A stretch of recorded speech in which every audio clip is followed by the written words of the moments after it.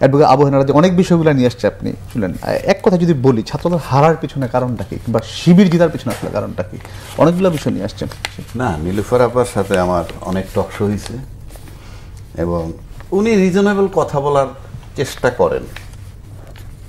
তো ওনার সাথে আমার বিরোধ থাকতে পারে, বিরোধ মানে কি, হয়তো বিনয়ের সাথে আমি হয়তো দুই একটা তার সাথে দ্বিমত পোষণ করতে পারি।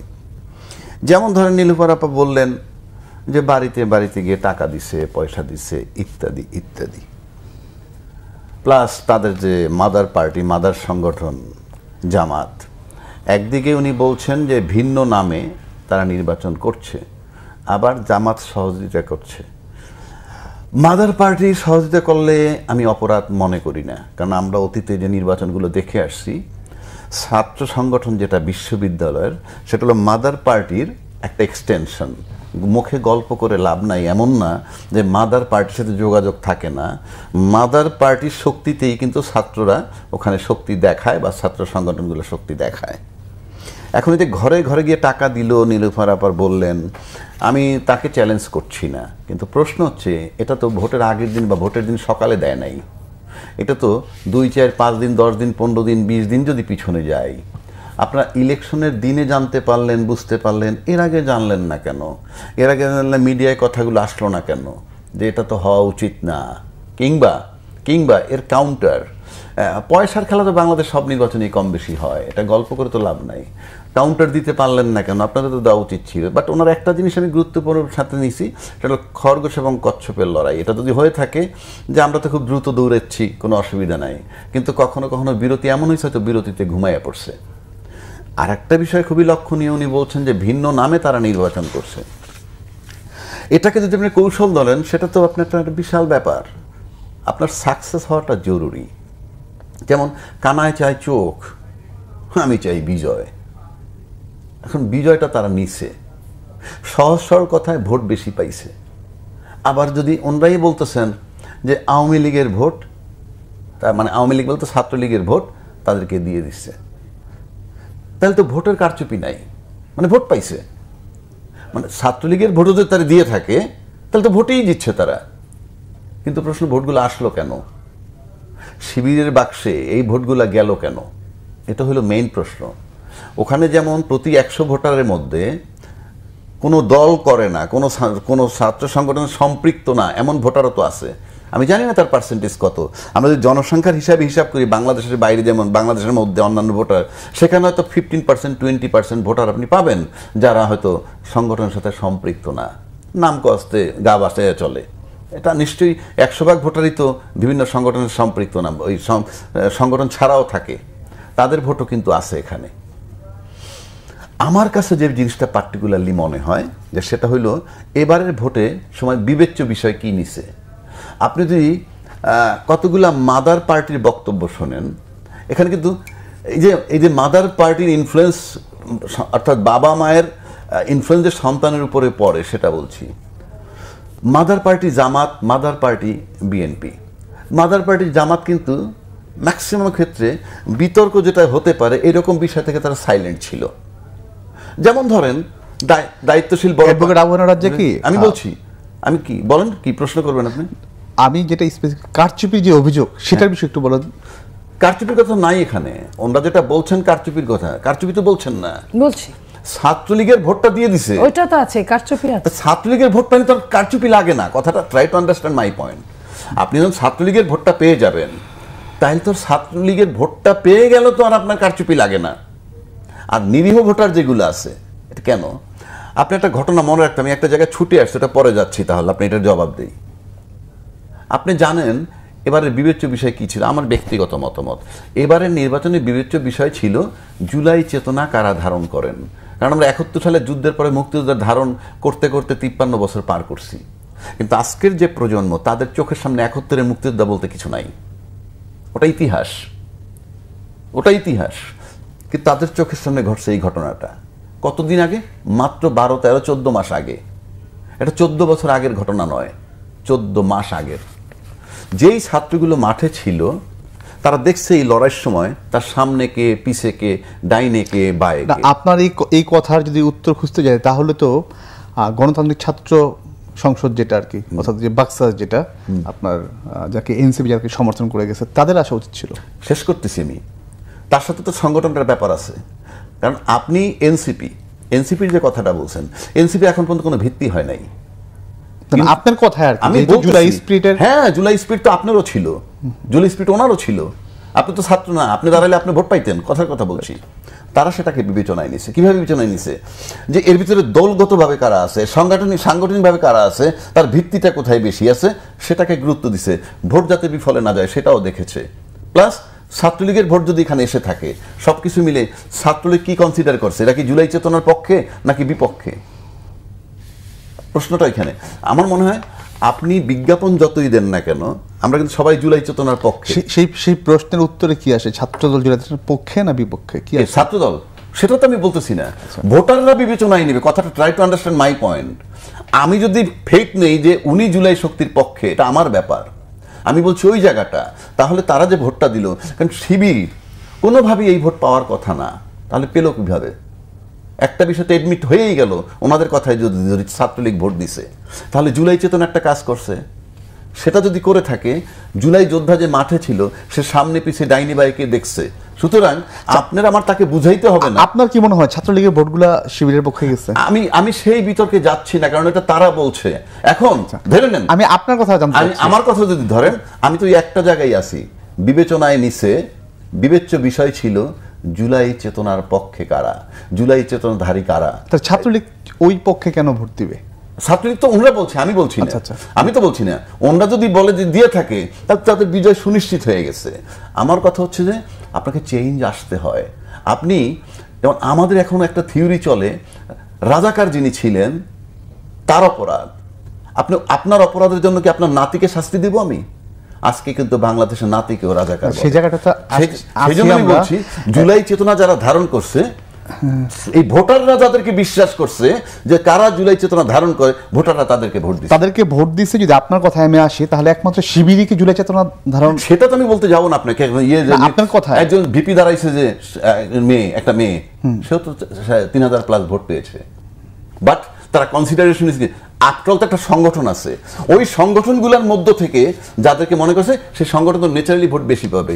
ইন এডিশন অন্য যদি বলে থাকে ছাত্রলীগ ভোট দিছে, তাহলে তো সোনায় সোহাগা। ধন্যবাদ অ্যাডভোকেট আবু হানা রাজ্জাকি। মুনিয়াপা, আপনি কথাগুলো শুনছিলেন। এর পাশে জুলাই স্পিরিটের যে বিষয়টা বলে গেলেন, আমি পাশে আর কিছু বিষয় নিয়ে আসি যেগুলো ছাত্রদল হারার পিছনে কারণ হিসেবে চলে আসে, যেমন চাঁদাবাজি, উগ্রতা, প্যানেল দিতে দেরি করা, ভিসি এবং শিক্ষকের সাথে অসদাচরণ এবং শিক্ষার্থীদের পালস বুঝতে না পারা, এই বিষয়গুলো আসছে। দেখেন, এখানে একটা প্রশ্ন আসছে যেটা ফারুকী ভাই বারবার এড়িয়ে গেছেন। ছাত্রলীগ কেন তাদের ভোট দিল, এটা একটা গুরুত্বপূর্ণ জায়গা। আমার দৃষ্টিতে দুইটা কারণে ছাত্রলীগ এদেরকে ভোট দিয়েছে। এক হচ্ছে তাদেরও তো মাদার ফাদার সংগঠন আছে, সেখানে তারা, আপনি যা দেখেছেন কয়েকদিন আগে আপনার নিউ ইয়র্ক টাইমস পত্রিকা লিখেছে বাংলাদেশের দোরগোড়ায় মৌলবাদ। তো সেইখানে আপনার আওয়ামী লীগ বুঝাতে চেয়েছিল যখন ক্ষমতায় ছিল তখন থেকেই যে এই দেশ তারা ছাড়া যার হাতেই যাবে জঙ্গিদের দ্বারা আচ্ছন্ন থাকবে, জঙ্গিদের এফেক্টেড বাংলাদেশ। সেই কারণে মৌলবাদকে পাশ করালে তারা সারা বিশ্বকে এটা বোঝাতে পারবে যে আমি যেটা চেয়েছিলাম দেখো ওটাই হচ্ছে। নাম্বার 1। নাম্বার 2, ছাত্রলীগ কেন ভোট দিবে সেটা হলো, সমস্ত বাংলাদেশে ফ্যাসিস্ট পতনের পরে যত মামলা হয়েছে তার 95% মামলা বিএনপি দ্বারা হয়েছে। যেহেতু বিএনপি নির্যাতিত বেশি ছিল এবং বিএনপি কেন জানি এই দায়িত্বটা নিজে থেকেই নিয়েছে, একদম উইলিংলি। আপনার যেখানে তারা মামলার দ্বারা এফেক্ট হয়েছে, তারা আবার উল্টা মামলা করছে কার? আওয়ামী লীগের নামে। এটাই স্বাভাবিক। এবং যা কিছু ঘটনা ঘটছে জুলাই আগস্টে, সেগুলো মামলার মধ্যে ঢুকিয়ে দিয়েছে। হয়তো তারা ছিল এই কারণে দিয়েছে, বা ছিল না এই কারণেও দিয়েছে। তো দেওয়াতে হয়েছে কি, সরাসরি মেন্টাল যে হ্যারাসমেন্টটা, যেটা তারা পালিয়ে থাকছে, লুকিয়ে থাকছে আওয়ামী লীগ, সেটা কিন্তু ওই মামলাগুলার ভয়ে। তো এই জন্য আওয়ামী লীগের সঙ্গে সরাসরি কিন্তু বিএনপির একটা সিরিয়াস একটা শত্রুতা আছে, যেটা মুখ দিয়ে না বললেও শত্রুতা আছে। কিন্তু জামাত ওইখানে কিন্তু মলম লাগিয়েছে। জামাত নিজে খুব কম মামলা করেছে এবং জামাত ওইখানে তারা আশ্রয় প্রশ্রয় দিয়েছে। বা বলেছে যে তোমার কিছু হবে না, আমি তোমাকে সেভ করব, বা কোথাও কোথাও সেভ করেছে। এখন এই ছেলে মেয়েগুলো, ওই মানুষগুলোর বাবা মা কিন্তু, সন্তান কিন্তু অনেকেই আছে যারা কাছ থেকে তার বাবা মাকে, লাইক আপনার জুলাইতে যে আন্দোলন হয়েছে, এই বাচ্চারা যে আন্দোলন করেছে, এরা তো ওই আন্দোলনের এফেক্টেড সরাসরি ছিল না। কেন করেছে? তারা জন্মের পরে থেকেই তাদের মা বাবাকে সাফার করতে দেখেছে। ঠিক একই জায়গায়, আমি এটা শেষ করে দিচ্ছি, একই জায়গায় তারা যখন তার বাবা মাকে লুকিয়ে পালিয়ে থাকতে দেখেছে, এবং এটার জন্য কারা দায়ী? বিএনপি দায়ী। সো দ্যাট আমি বিএনপির এন্ট্রিতে যে দাঁড়াবে তাকে ভোট দেব, এটা একটা কারণ। আপনার কথায় যদি আমি আসি, তাহলে সামনে জাতীয় নির্বাচন, সেই নির্বাচন তো একই ফল হতে পারে। আপনার কথা যদি আপনি জাতীয় নির্বাচনের হিসাবটা অন্যরকম, তবে আমি মনে করব যে আপনি যে প্রশ্নটা করেছেন, বিএনপির যদি আপনার এই টকশো দেখে, অবশ্যই সিরিয়াসলি গুরুত্ব দেওয়া উচিত। অন্যরকম কেন সেটা আমি একটু জানবো। জাতীয় নির্বাচনটা মানুষ অন্যরকম একটা হিসাব করে, এখানে যেমন সমস্ত শিক্ষিত ছেলেমেয়েরা এক ধরনের হিসাব করেছে, জাতীয় নির্বাচন একটা আবেগের কাজ করে।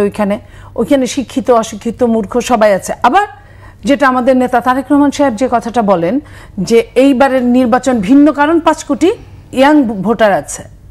এই ইয়াং ভোটারকে কিন্তু অবশ্যই আমাকে গুরুত্বের সাথে দেখতে হবে। এই ইয়াং ভোটারটা কোথায় যায়, কি অবস্থা, সে কি পছন্দ করে, তার সাথে আমার জেনারেশন গ্যাপ আছে, অনেক লম্বা একটা গ্যাপ আছে। সেই গ্যাপে সে আমাকে কতটুকু ধারণ করতে পারে, এই জিনিসটা আমার দেখা উচিত। যে কারণে আমি বললাম যে আপনার টকশোর মাধ্যমে যদি দেখে, তাহলে তাদের সিরিয়াস গুরুত্ব দেওয়া উচিত। নিজেরা দ্বন্দ্ব করবে, নিজেরা ঝগড়া করবে, নিজেদেরকে শত্রু মনে করবে, আর শত্রুপক্ষ কিন্তু একদম ছুবল নিয়ে দাঁড়িয়ে আছে।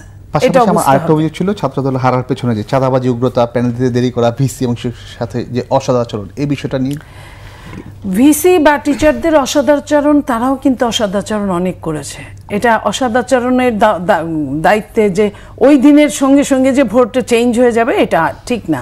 তারা অনেক করেছে। তবে চাঁদাবাজ যেটা বললেন, সেটা হলো যে জামাত যেটা করেছে, বড় বড় থাবা দিয়েছে। জামাত একটা ক্যাডার বেস পলিটিক্স করে, তারা যেটা করে ক্যাডার বেস করেছে। তারা হাসপাতাল বলেন, তারা আপনার ব্যাংক বলেন, এগুলা দখল করেছে। ছাত্রদল না, বিএনপির যা দুই একটা যেটা বলেন, বিএনপি কিন্তু শাস্তিও দিয়েছে, কিন্তু তারা মুফাসলে যেগুলা করেছে, এই জিনিসগুলো থেকে তাদের সাবধান হতে হবে। জামাত হাসপাতাল, ব্যাংক দখল করেছে, এবং আপনার দলের একজন শীর্ষস্থানীয় আলতাফ হোসেন চৌধুরী, উনি বলেছেন যে তারা প্রশাসন, বিশ্ববিদ্যালয় দখল করেছে, আর আমরা দখল করছি বাস স্ট্যান্ড, লঞ্চ টার্মিনাল। এটা খুব দুঃখজনক। উনি যে কথাটা বলেছেন, উনি আমার সিনিয়র, আত্মশুদ্ধির উপরে কোনো কিছু নাই। আমি মনে করি যে বিএনপির এখন আত্মশুদ্ধির সময় এসেছে। আমি আর দ্বিতীয়বার উচ্চারণগুলো করতেও চাই না।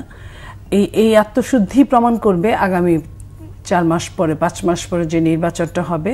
এখান থেকে লার্নিংয়ের অনেক কিছু আছে। আমি মনে করি এই ছোট ছোট ভুলগুলো দিয়ে লার্ন করা উচিত। ধন্যবাদ নীলুফার চৌধুরী মনি। অ্যাডভোকেট আবু হানা রাজ্জাকি অনেক বিষয়গুলোই বললেন। মনিয়াপা, আপনি বিরোধিতা বলছেন, আপনাকে একদমই সময় দিচ্ছি না, এই বিষয়গুলো একটু শুনবো আপনার কাছ থেকে উত্তর। না, যেমন নীলুফা একটা কথা বলছে যে নিউ ইয়র্ক টাইম একটা রিপোর্ট আসছে যে আওয়ামী লীগ না থাকলে মৌলবাদ জাগ্রত হয়ে যায়। আওয়ামী লীগের কথা বলে না, বলছে এই মুহূর্তে মৌলবাদের। ঠিক আছে, মৌলবাদ জাগ্রত হয়ে যায়, এবং এটার অর্থ দ্বারা যে আওয়ামী লীগ না থাকলে আরো বেশি হয়। কারণ আওয়ামী লীগ তো গত 16 বছর যাবৎ খালি জঙ্গিবাদী দমন করছে, এবং ওই যাওয়ার আগের দিনেও কিন্তু তিনি জঙ্গিবাদী দমন করছেন। এই ছাত্রদের যখন গুলি মারছে, তখনও তাদেরকে জঙ্গিবাদী বলা হয়েছে, তখনও। এবং পাক্কা 16 বছর উনি জঙ্গিবাদ দমন করছে।